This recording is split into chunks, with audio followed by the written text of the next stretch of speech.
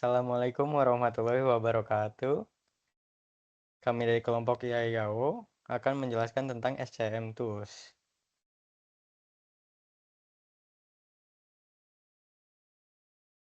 SCM Tools adalah perangkat lunak yang dibuat untuk mengelola, mengoptimisasi, dan mengotomatisasi aliran barang, data, dan keuangan di seluruh rantai pasokan, dari pengadaan bahan baku hingga pengiriman produk jadi kepada pelanggan.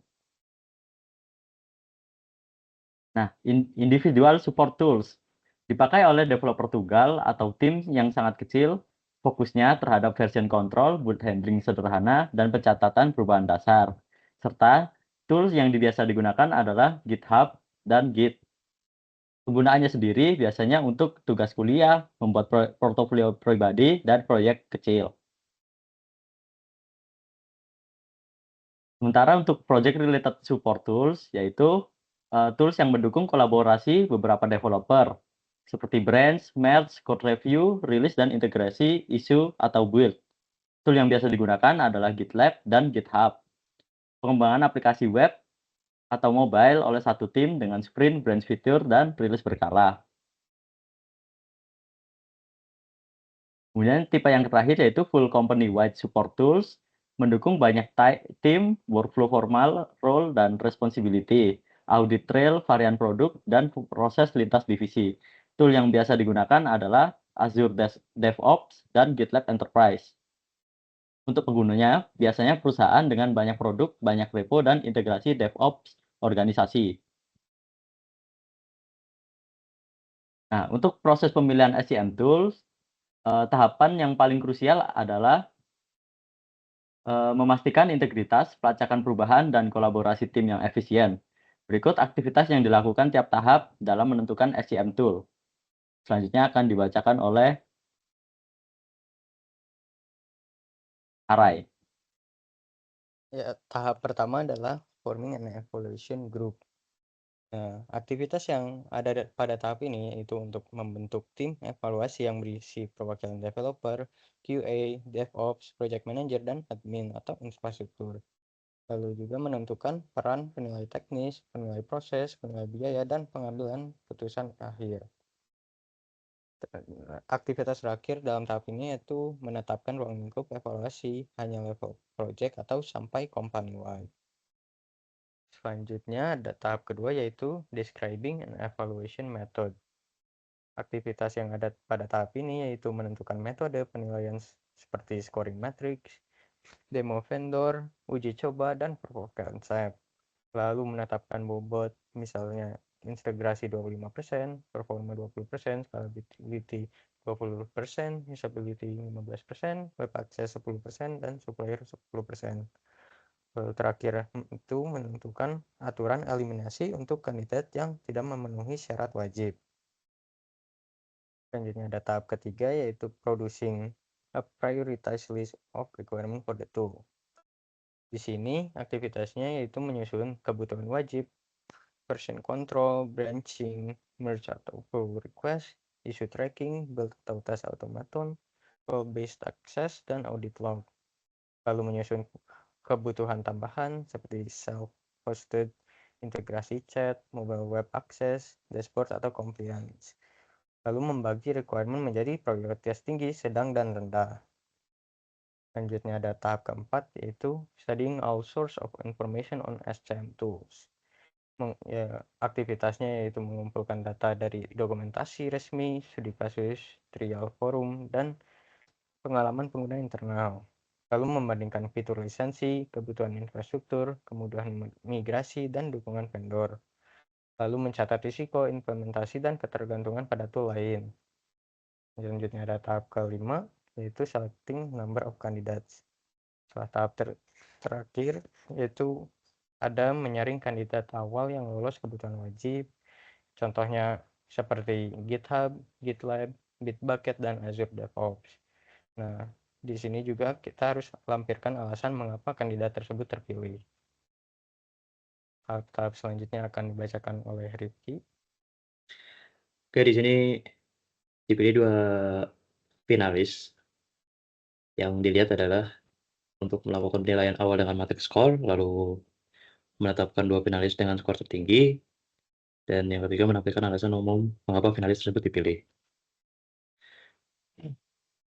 Di sini pada tahap performing detail evaluation pada tahap pertama, dia melakukan proof of concept dengan skenario nyata, yang dimana dia membuat repo, branch, melakukan merge request atau pull request, lalu membuat pipeline, isu dan rilisnya. Di sini untuk mengukur kemudahan setup, kecepatan penggunaan, kematangan integrasi dan beberapa operasional. Nah, tujuan akhirnya adalah mengumpulkan umpan balik dari calon pengguna utama. Lalu di sini ada nominating the winner, yaitu menentukan tools dengan skor terbaik dan risiko implementasi paling rendah. Lalu di sini juga menyusun rekomendasi final yang memuat alasan teknis, proses biaya, alasan teknis, proses biaya dan dampak jangka panjang. Dan juga menetapkan rencana adopsi, pelatihan, serta migrasi data yang diperlukan. Contoh proses seleksi SDM tools, di sini terdapat tim berisi 20 orang, membutuhkan repository, kode review, isu tracking, lalu CI/CD, aspek dan peluang berkembang menjadi standar organisasi. Requirement yang diperlukan adalah di sini ada integrasi repository, review perubahan, isu dan pipeline, build dan test. Lalu di sini diperlukan juga akses web yang nyaman dari sisi developer, reviewer, dan manager. Dan lalu selanjutnya scalabilitas untuk bertambahnya repository, user dan proyek itu dapat dimungkinkan. Yang keempat, kemudahan pengguna agar onboarding tim dapat lebih cepat. Dan yang terakhir, dukungan vendor dan dokumentasi yang memadai. Jadi kandidat awalnya di sini ada 4 ya. Yang pertama GitHub. Nah, kekuatan utama dari GitHub itu yaitu repository dan pull request sangat populer dan sangat mudah dipelajari. Nah, di sini tapi terdapat catatan seleksi awal, baik untuk kolaborasi, tetapi beberapa kebutuhan proses enterprise bisa memerlukan tools tambahan. Lalu pada GitLab, dia mirip seperti GitHub, ada memiliki repository, bisa merge request, ada isu, dan di sini juga ada CI/CD terintegrasi. Nah, di sini dia ada paket untuk project level sampai ke company level. Lalu yang ketiga ada team bucket, ada Bitbucket, sorry. Di Bitbucket ini kekuatan utamanya kuat bila organisasi sudah menggunakan Jira dan Atlassian. Jadi ini butuh tools lain juga. Nah, data seleksi awalnya ini nilai tambah tinggi untuk ekosistem Atlassian. Nah, yang terakhir ada Azure DevOps. Di Azure DevOps ini ada repos, board, pipeline, artifact, dan governance yang kuat. Seleksi awalnya sangat menarik untuk organisasi yang membutuhkan integrasi DevOps end-to-end. Selanjutnya dilanjutkan oleh Indra. Oke, 2 finalis yang terpilih, kita ada 2, yaitu GitLab sama Azure DevOps.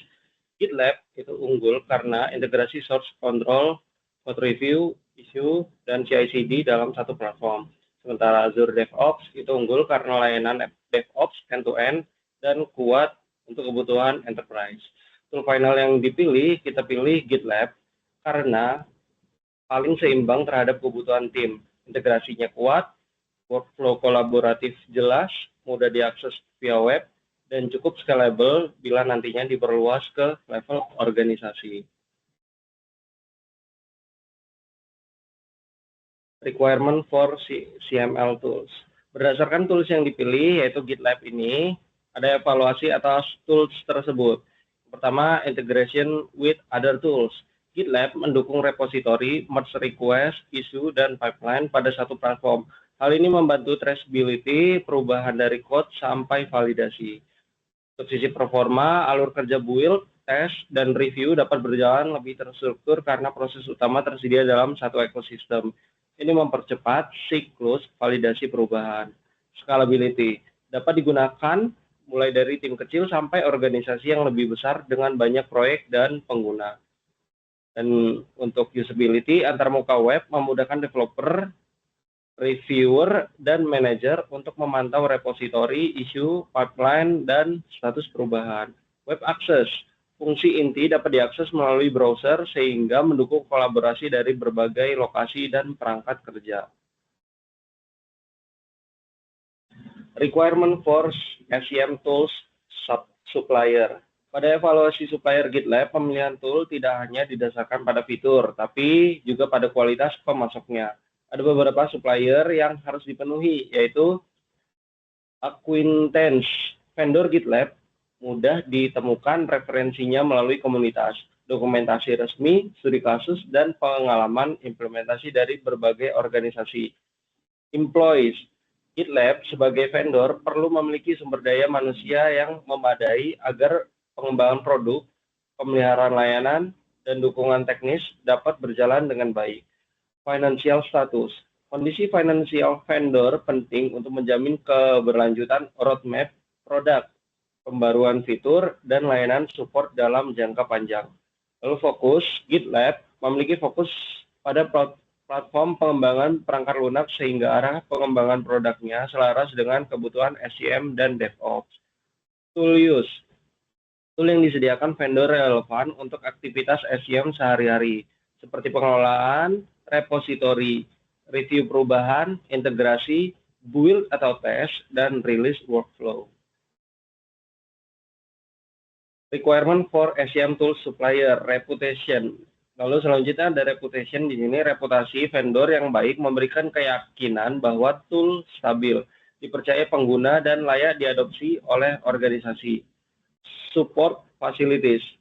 Vendor menyediakan fasilitas dukungan seperti dokumentasi, knowledge base, pelatihan, dan layanan support untuk membantu implementasi serta troubleshooting. Secara umum, pemilihan SCM tools harus menyesuaikan skala penggunaan. Untuk individu, cukup menggunakan tool sederhana. Untuk project level, dibutuhkan kolaborasi dan integrasi yang lebih kuat. Sedangkan company level memerlukan workflow formal dan dukungan proses organisasi. Berdasarkan contoh seleksi pada dokumen ini, GitLab dapat dipilih karena memenuhi kriteria tool dan supplier secara seimbang. Sekian penjelasan tentang SCM Tools. Mohon maaf jika ada kekurangan. Terima kasih.